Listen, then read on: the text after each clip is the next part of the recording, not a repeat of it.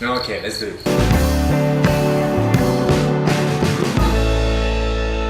The new Macallan Concept 2018. What is all the fuss about? What is all this hoopla about? We're going to find out today. We're going to compare it against an old Macallan that is 10 years old and see what is the difference. It's the first release from Macallan in 2019. It was released in December in Dubai as an exclusive. Yeah. It's a travel exclusive now in global GTR. And people are just going mental about this whiskey. I mean, for a start, let's just talk about the beautiful packaging. I mean, it's got beautiful packaging. It's very, very well marketed, wouldn't you say? The marketing for this packaging is brilliant. Obviously, the design is an art piece of artwork in itself. Mm-hmm. It's meant to represent the 6 pillars of Macallan. I'm not going to go into detail about the 6 pillars. What's the peacock about? There's a huge peacock. There is a huge peacock on the front. I mean, was that the artistic like design? Was that the artist's input into making it his? I mean, Man, I can't do it. What could you it be? try. It's very hard to just get into it. David, have you got a knife? Can we get another bottle, please? Why did you give us that? No, I think the way it's got to be, you got to cut it through there. Oh, so there's a way to open it. Yeah. They make exceptional whiskey. I mean, whiskey That's style. it, done. Oh, we done it. Done. We're Done. in. We're in. Now that's what I call 100-pound cork. We hadn't talked about price yet. Exactly. So, as he's mentioned it, Yeah. so you can pick this up in travel retail most places for about £100 £100. in the UK. Yeah, in the UK it's $125 elsewhere. Thank you. So I was just saying a bit about Macallan. Macallan itself, they make exceptional whiskey. They have done for many, many, many years. Is this gonna be one of those exceptional whiskies? Let's find out. Let's find out together. So this is bottled at 40% alcohol and it's natural color. Mm-hmm. It's what they call a reverse maturation. Yeah. So normally whiskies will be matured in American oak and then finished in European or American seasoned sherry casks. Mm-hmm. In this case, the first part of the maturation is happening in sherry seasoned casks. Mm-hmm. We don't know if they're American or European, they don't mention that. Yeah. And then for the exact same amount of time, Yeah. it's maturing in bourbon casks. So it's almost like an equation. If you find one part, how long they mature it in America, you can find how Definitely going to find the old answer the for whiskey the other. is. Yeah, exactly. I mean, that's a concept in its own. There you go. There you go. Okay, so let's just nose it. Okay, so immediately you get a very zesty, sweet note coming through. Yeah, there's sweet toffee. Mm. Kind of reminds me a little bit of like lemon drizzle cake. Ooh, that's a good one. Lemon drizzle cake. Then there's some like little hints of butterscotch. It reminds me of the same style of whiskies like Highland Park or Glenrothes or what's the name? Glengoyne. They have the same policy. As, Also, you getting a slight bit of heather. Just a slight bit of heather over the heather honey. Yeah, heather honey. Yeah. Yeah. There's a lot of sweetness from the oak that's coming, and there's not so much spiciness as we normally get from a heavily sherried Macallan. Yeah. Definitely the spice is very, very little amount of spice I'm picking up. I'm gonna try it. So. Alright, so cilantro, Here's for the cheers. concept. Here we go. It's a beautiful box, by the way. Yeah, it is a very beautiful box. And the bottle.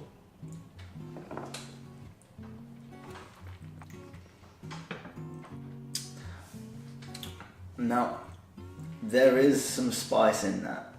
I wouldn't have said it on the nose, but definitely on the tongue, there is that slightly more spicy character involved in that whiskey. I would say very, very little though. I would say it's definitely more on the sweeter note I'm picking up on. I mean, there is a slight bit of like, almost like orange. Like a fruit. Like a zesty orange. Yeah, I get some like cardamom spiciness, some fragrant white pepper or Basil leaf? Basil. Yeah, sorry. Definitely getting that sweet note though. Definitely getting that honey. Okay, so funny thing about Macallan, they were one of the first distilleries alongside Glengrant, Glenlivet, Glenfiddich to acknowledge the sexiness of single malts. Yeah.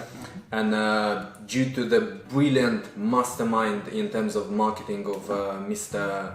Hugh Metcalf, what he has done for Macallan, it's absolutely stunning. That's why we have now Macallan here on the top. And they started to invest a lot in single malts before, as they were used mainly for blending. He was famous for being a chosen whiskey for the blenders, and he got really famous in the 90s while they were celebrating a lot of old vintages, anniversary bottlings, labels made by famous artists and painters, and even now these days we still have, because we have the second edition in here from this is interesting as well, very interesting. It's a Macallan Rare Black Cask, so this is a limited edition of a limited edition with a picture of a famous photographer of some of the stills. Yeah, I mean this is actually what the distillery is looking like now. That's actually on the box. So. It's a very modern distillery. Very modern. They've increased their still amount. So How many stills you were saying? I was saying about they actually have about 36 stills now. 36 stills. That's a lot. That's a lot. But if I think Macallan, Glenfiddich, and Glenlivet, all three together, they take like 1/3 of the output of the whole single malt industry in the world. So we're talking about the big names. you're talking about one of the big boys, and they've upped their production line to produce more whiskey because it's quite a limited whiskey. They struggle to produce the amount that they actually sell because of Macallan, such a sought after whiskey. But they've changed. Actually, this is the only distillery in Scotland that has a designated job for a person who is taking care of their barrels, of their oak casks, and it's called the Master of Wood. Master of Wood. Master of Wood. It's like something, you know, from the Lord of the Rings. The Master of Wood. So they have the Master Distiller and they have the Master of Wood, which is quite interesting. It's a long journey for their oak to end up as a cask in Speyside. It travels from either America and is being seasoned in Spain with sherry for a couple of months or years. Then it's been sent to Scotland. So this is actually one of the reasons why Macallan these days is so slightly more expensive than other distilleries, because we end up paying for that, the special packagings and they, like most other distilleries, have claimed that they have the best wood in the business, and I think they were saying like 80% of their casks are sherry butts, and then 20% hogsheads. All in all, over 300,000 casks that they have at the moment currently. I'm starting to like this more and more. Yeah, it's a grower. It's definitely a grower. I've got to say, like, while you guys were talking, I was having a few sips and I was like, okay, it's actually growing on me. There is some light nuttiness, like some almond nuttiness. Okay. As we have this, maybe we should compare it to something else. What are you suggesting? I'm suggesting. Okay. You got the glasses. Because you were saying that putting out. Okay. 10 years interesting. Old. 10 years old, yeah? Yeah, so this is the Macallan 10 year old. This is actually an old bottling that I picked up quite cheaply. But I think it's more traditional to what Macallan used to be and what most people would know of Macallan. Okay, so I want to talk more about that because you were mentioning earlier. Difference already, like in the packaging. Macallan changed a lot by the end of the 90s with their wood policy, right? Yes. And they moved from 100% sherry because they were doing predominantly only sherry, and they started using more and more American oak casks and bourbon casks. And they were moving more and more from, you were saying, the ages.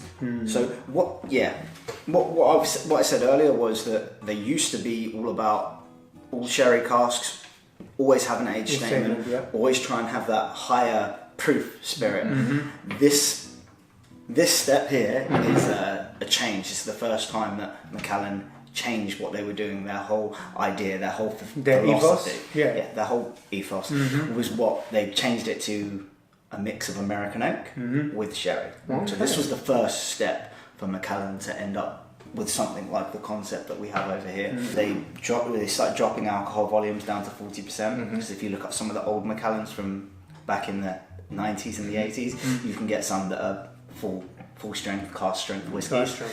And you've got full sherry cask whiskies. Now they moved into this and then took the age statement away. And so now it's more predominantly about limited releases and about special something bottlings. Something special. It's less about. But on the other hand, it's normal, I think, in this growth of the spirit industry, of the Scotch industry. Definitely. Probably if Macallan would stick to their old guns, their whiskies will be super expensive and nobody could afford as a normal consumer. Got glasses? Oh, Appreciate that. David was saying earlier, because we were talking about age. Of course, when it's a non-age stated whiskey, you'll ask yourself this question. And David said, you know what, let's just compare it, because he was having a 10 years old. Let's compare it to the old 10 years old and let's see if there's a huge difference, or at least if we can detect what sort of age we're talking about, because this is twice the price as the old 10 years old. Alright, anyway. It's much softer, the 10 on the nose, but it lacks, to me personally, on the nose, the old 10 lacks a bit of complexity. There's actually a lot more oakier notes coming through. No, I would say it's more okay on the concept. I prefer the nose and the concept.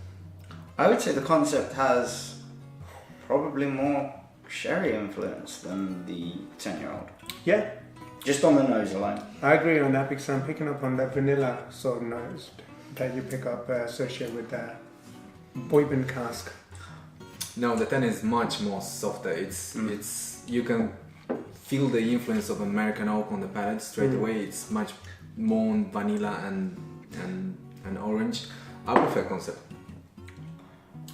I know it's much more expensive, but I'm slightly undecided. Do you know the finish on the 10?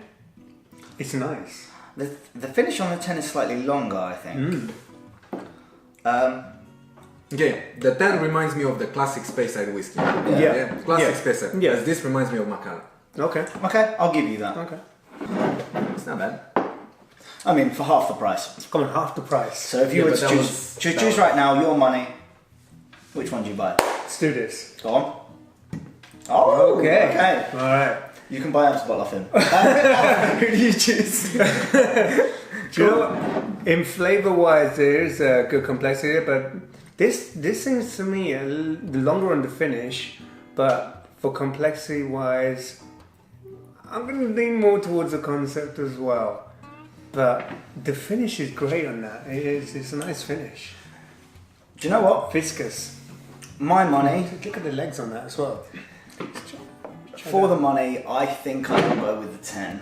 Okay. For the money. Alright. Just because of it's slightly cheaper. I mean, if I actually paid for what you pick it up now on auction sites, I'd go with concept. That's a good point. That is a very good point. I've seen a guy who bought 50 bottles. Yeah, well, he bought quite a few bottles. So everyone is buying like 10, 20 bottles so they can resell them in the future. They're selling them on eBay, they're selling on auctions. Everywhere. We have quite a few bottles ourselves, so we can complain about that. We're guilty of that as well. Yeah. There's this massive buzz around this product in this last month or so. So, in conclusion, what do we think? Is this would you buy this to drink, or would you do what everyone else is doing and the masses now are buying them to sell? Well, this is I'm gonna open a parenthesis here. This is their curse and blessing. So they're blessed by being popular and everyone is buying Macallan, but they're gonna be probably struggling to keep up with the demand on whiskies. About the concept, I'm gonna say it's a good concept, and it's not just a concept. That there is something interesting about this whiskey, and I'm personally not a huge fan about non-age statements, so I think this is quite interesting for what it is. And I'm looking forward for the next concepts in 2019 they're gonna release. I want to see them bringing something even more complicated, even more sophisticated. If they are announcing that we're gonna go into uncharted territory, trying something new. I want to see some port finishes. I want to see some more peated whiskeys, something more sophisticated that they're normally not doing, because this is what a lot of distilleries are doing that now. And we've mentioned that a couple of months ago before they released this whiskey. So I want to see what the future is gonna bring. Whiskey is evolving. It is evolving, and I'm glad that Macallan finally just jumped on the bandwagon, trying something different and trying something which they say it's a new concept. And I do hope, like in the next ones to come in the series, really go out there and really experiment with different casks and stuff. In conclusion, it's a marketing genius move. It's a genius move by marketing. It's fantastic. Yeah, I completely agree with what both the boys say about it.